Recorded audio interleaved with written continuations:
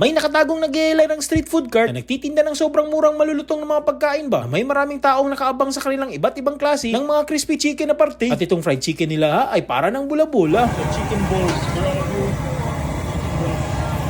Meron din silang leeg ng manok, itong mga nakatuhog na chicken skin at butchi, at ang pambansang tuhog na isaw mga pre. At lahat ng mga ito ay masarap isaw-saw sa kanilang creamy at mapula na spicy sauce mga migo. At halos minu-minuto ay sila nagluluto ng bago mga bro. At nag-order pala tayo ng dalawa na chicken bula-bula at syempre ang kanilang chicken leeg. Natin dito.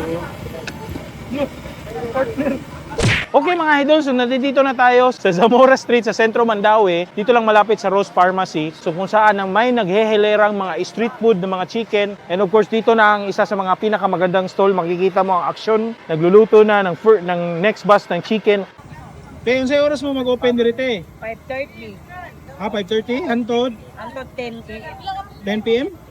Nga kadadlaw mo open? kada adlaw.